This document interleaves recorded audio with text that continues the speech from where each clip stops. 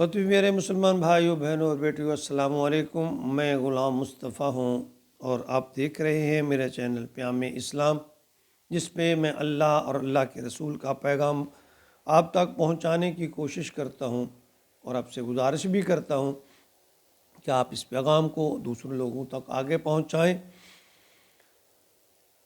آج کا ہمارا سبق سورۃ انفال آیت نمبر 70 اور 71 پر مشتمل ہے۔ اعوذ باللہ من الشیطان الرجیم، بسم اللہ الرحمن الرحیم۔ یا ایہا النبی قل لمن فی ایدیکم من الاسری ان یعلم اللہ فی قلوبکم خیرا یؤتکم خیرا مما اخذ منکم ویغفر لکم واللہ غفور الرحیم۔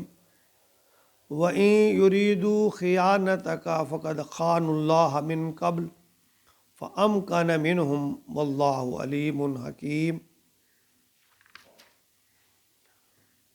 غزوہ بدر حق و باطل کا مارکہ جو ہے، پہلا مارکہ یا حق و باطل کا پہلا فیصلہ کن مارکہ، اس کا تذکرہ جاری ہے کہ کفار کے لشکر میں سے قید ہو کر آنے والے جنگی قیدی اور پھر نبی پاک اور آپ کے ساتھیوں کے یہ رشتہ دار تھے، اپنوں کے ہاتھوں میں اپنے ہی جنگی قیدی، عجیب ماحول تھا۔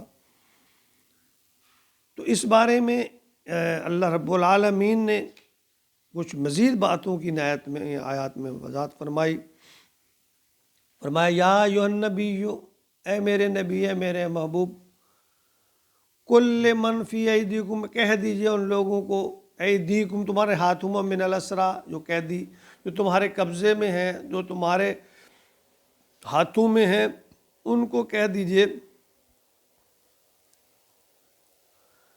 یہ بات آپ کو معلوم ہونی چاہیے کہ غزوہ بدر میں کفار کے لشکر کی طرف سے جو جنگی قیدی جو مسلمانوں نے پکڑے تھے، وہ ان میں سے بہت سے لوگ ایسے شامل تھے جو اپنی مرضی سے جنگ میں شامل نہیں ہوئے تھے، بلکہ وہاں کے جو بااثر لوگ تھے ان کے دباؤ یا مصلحت کے تحت وہ اس جنگ میں شریک ہوئے تھے، اور ان میں آپ کے رشتہ دار بھی تھے۔ آپ کے چچا حضرت عباس بن عبد المطلب تھے، اور نبی اکرم صلی اللہ علیہ وسلم کے داماد بھی ابو العاص، وہ بھی اس میں جنگی قیدی بن کر آئے تھے۔ اور کہا جاتا ہے کہ جب ان قیدیوں کو رسیوں میں جگڑ کر لایا گیا تو حضرت عباس رضی اللہ تعالیٰ عنہ کے بارے میں نبی اکرم صلی اللہ علیہ وسلم کو ایک رشتہ داری تھی، چچا تھے، تو جب وہ اس سختی کی وجہ سے کراہتے تو نبی اکرم صلی اللہ علیہ وآلہ وسلم جو ہے ان پر ایک عجیب کیفیت پیدا ہو جاتی، ایک رشتے ناتے، انسان تھے، انسان ہونے کے ناطے، تو آپ پر اس کا بڑا اثر ہوتا۔ تو یہ بڑے رقت امیز مراحل تھے۔ اور پھر جب آپ کے داماد ابو العاص جو ہیں وہ قیدی ہو کر آئے، اس کو چھڑانے کے لیے آپ کی صاحبزادی نے جو ہار، حضرت خدیجہ یعنی حضرت زینب نے وہ ہار قید کو چھڑانے کے لیے فدیہ میں دیا، جو حضرت خدیجہ نے انہیں شادی کے موقع پر تحفے میں دیا تھا۔ تو بڑی رقت امیز اس وقت سین تھا، صورتحال تھی۔ نبی اکرم صلی اللہ علیہ وسلم کی آنکھوں میں آنسو آ گئے، فرمانے لگے کہ اگر آپ اجازت دیں تو میں یہ ایک ماں کا دیا ہوا بیٹی کے لیے جو تحفہ ہے میں اس کو واپس کر دوں۔ تو صحابہ کے مشورہ سے اس کو واپس کر دیا گیا، لیکن یہ بڑا عجیب سی کیفیت تھی اس وقت مسلمانوں میں، اور مسلمانوں کے وہ جو رشتہ دار قیدی غزوہ بدر کے نتیجے میں جو قیدی ہو کر آئے تھے۔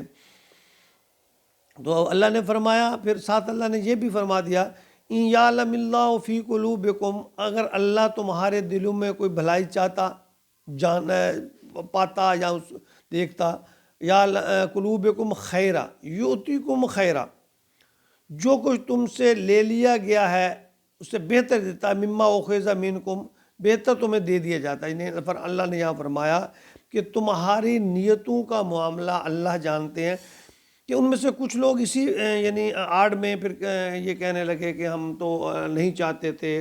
بعض لوگ ایسے بھی تھے جو صاحب ایمان تھے، مجبوراً آئے تھے، اور کچھ لوگ ایسے تھے جو اسی آڑ میں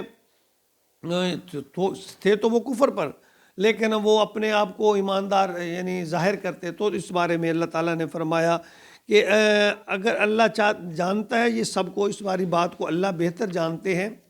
اگر تمہارے اندر کوئی صحیح بات ہوگی تو بھلائی ہوگی تو اللہ اس کا بدلہ دے گا، نہیں تو اللہ فرماتے ہیں پھر اللہ تو سب جانتے ہی ہے نا، وَيَغْفِرْ لَكُمْ، اور تمہیں بخش دے گا، واللہ غفور الرحیم، کہ اللہ بخشنے والا مہربان ہے۔ اور آگے ساتھ میں پھر اللہ تعالیٰ نے دوسری جو وضاحت فرمائی ان لوگوں کے بارے میں، وَإِن يُرِيدُوا خِيَانَتَكَ، اور اگر یہ لوگ آپ سے خیانت کرنا چاہیں، فَقَدْ خَانُوا اللَّهَ مِن قَبْلُ، تو اس سے پہلے بھی یہ اللہ سے خیانت کرتے رہے ہیں، فَأَمْكَنَ مِنْهُمْ، تو اللہ نے ان کو پکڑوا دیا، واللہ علیم حکیم، اور اللہ جاننے والے حکمت والے ہیں۔ یعنی اگر یہ جھوٹ بولیں، بہانے بنائیں، اپنے آپ کو ایماندار ظاہر کریں، تو اللہ فرماتے ہیں حقیقت کو اللہ جانتے ہیں، اور پھر اللہ تعالیٰ علیم بھی ہیں اور حکیم بھی ہیں، تو پھر اللہ ان کو پکڑ کرے گا۔ یعنی یہ جو حالات غزوہ بدر کے بعد جنگی قیدی بنے، ان کا اللہ تعالیٰ نے تذکرہ فرمایا، اور اس سے پہلے ہی آیت میں اللہ رب العالمین نے فدیہ کو جائز قرار دیا۔ اور حقیقت دیکھیے، اللہ تعالیٰ ہر کسی بات کو کھول کر بیان کرنے میں اللہ تعالیٰ شرم محسوس نہیں کرتے۔ اللہ نے فرمایا کہ تمہارے دل بھی اس وقت پسیج گئے تھے، تم بھی بڑے پریشان تھے، جب ایک طرف وہ تم اور دوسری طرف وہ جنگی قیدی جو تمہارے رشتہ دار تھے، اپنے تھے، اور رسیوں میں جکڑے ہوئے تھے۔ تو یہ سارا منظر غزوہ بدر کا سورۃ انفال میں بیان کیا جا رہا ہے۔ یہ سب چیزیں ہر آیت میں ہمارے لیے سبق ہے۔ ہمیں چاہیے کہ ہم قرآن پاک کی تلاوت کو جب کریں تو اس کو سمجھ کر کریں، اس کا ترجمہ سمجھنے کی کوشش کریں۔